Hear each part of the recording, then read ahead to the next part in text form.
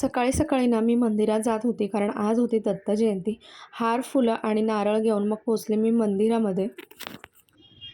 नमस्कार मंडळी, तुमचं स्वागत आहे आजच्या एका नवीन ब्लॉगमध्ये. अपेक्षा करते तुम्ही सर्व ठीक असाल, स्वतःची काळजी घेत असाल. तर आज आहे दत्त जयंती, मार्गशीर्ष गुरुवार आहे, त्याचबरोबर आज पौर्णिमासुद्धा आहे. खूप सगळे छान असे योग जुळून आलेले आहेत.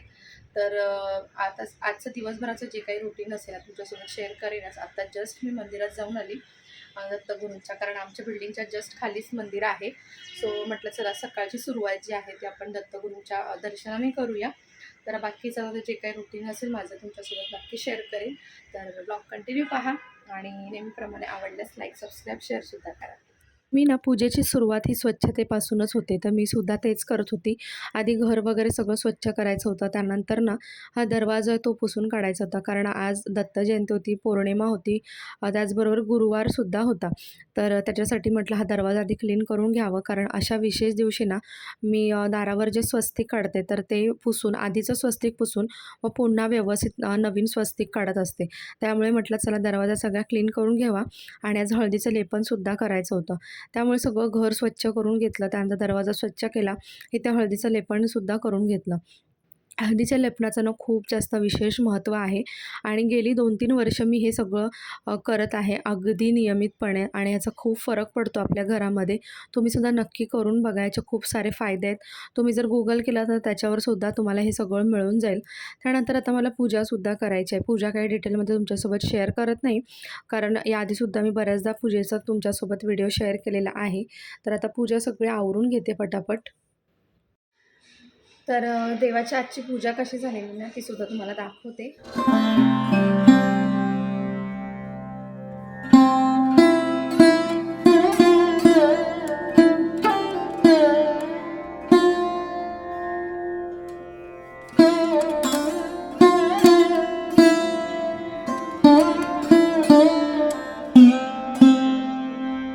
पूजा आवरून लोणला स्कूलमध्ये ड्रॉप करून मग मी गेले माझ्या नंदेकडे, कारण त्यांच्याकडे आज ना सत्यनारायणची पूजा होती आणि मी गेली तर पूजा चालूच होती.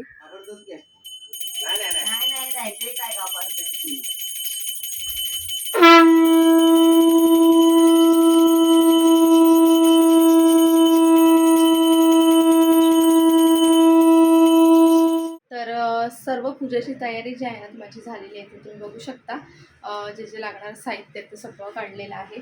त्यानंतर इथे जी लागणारी भांडी आहे तर ती सुद्धा काढलेली आहे इथे, आणि बाकीसुद्धा तयारी इथे जी साहित्य लागणार आहे ते सुद्धा इथे सगळं काढलेलं आहे मी. तर ह्या भोक्याला पहिलं झोपून घेणार आहे आणि त्यानंतर मग पूजा मांडणार आहे. दरवाजामध्ये दिवा लावलेला, फुलांनी सजावट केली होती, रांगोळी छान काढली होती. हळदीच्या लेपनावरती ना रांगोळी खूप सुंदर दिसते. त्याचबरोबर ना इथे धूपसुद्धा लावलं, म्हणजे उंबरठ्याची पूजन जे असतं ना तर ते करून घेतलं. त्यानंतर मस्त अशा ठसठशीत जी महालक्ष्मीची पावलं आहेत तीसुद्धा काढून घेतली.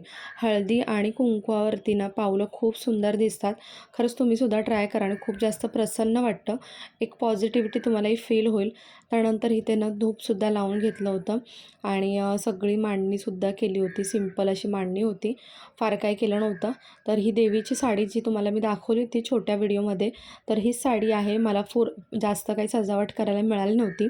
त्याचबरोबर ही एक सुंदर वेणी ह्यांनी आणली होती, तर तीसुद्धा देवीला घातली होती.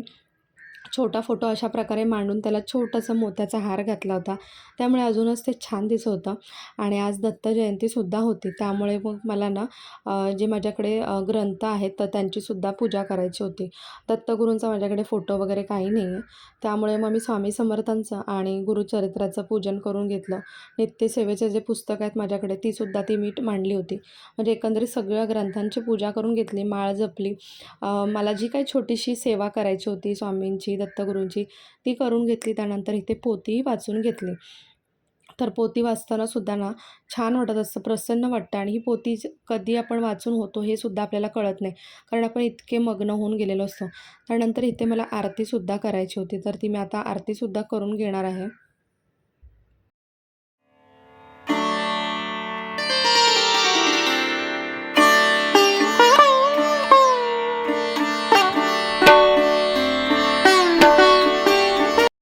शेजारच्या काही मुली लोलोसोबतनं नेहमी खेळायला येतात. तर आज म्हटलं चला गुरुवार आहे तर त्यांनासुद्धा हळदी-कुंकू द्यावं. म्हणतात की अशा दिवशी ना आपण म्हणजे घरी आपल्या कुठलीही स्त्री किंवा मुलगी आली तर तिला हळदी-कुंकू नक्की द्यायचं असतं. त्यानंतर मग आम्ही इथे ना मंदिरातसुद्धा आलो. म्हणजे जिथे आम्हाला भंडाऱ्याला जायचं होतं, तर तिथे साईबाबाच्या मंदिरात आलो. पालखीचं दर्शन केलं. त्यानंतर मग भंडाऱ्यासाठी आम्ही इथे लाईन लावली आणि लाईन लावल्यानंतर मग आम्ही आतमध्ये एंट्री झाली. तिथे जेवणाची पंगत बसली होती आणि खरंच उपवास ज्यांचा होता ना, तरी तीसुद्धा घरी उपवास सोडून नैवेद्य इथे खाण्यासाठी म्हणजे प्रसाद खाण्यासाठी आले होते. तर आम्हीसुद्धा इथे मस्त प्रसाद जो आहे तो एन्जॉय केला. त्यानंतर मग स्वामी समर्थांच्या मठातसुद्धा गेलो. तर इथेसुद्धा दर्शन घेतलं. मगाशी खूप जास्त गर्दी होती इथे. तर अशा प्रकारे आजचा माझा दत्त जयंतीचा गुरुवारचा व्लॉग होता.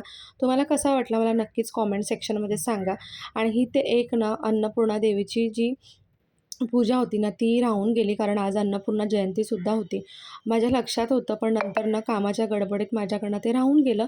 मी विसरले. असो, मी उद्या जी आहे ती पूजा करून घेईन. तसं तर मी शुक्रवारचीच मोस्टली अन्नपूर्णा मातेची मूर्तीची पूजा करत असते. तर असा होता आजचा व्लॉग. चला पुन्हा भेटू. बाय.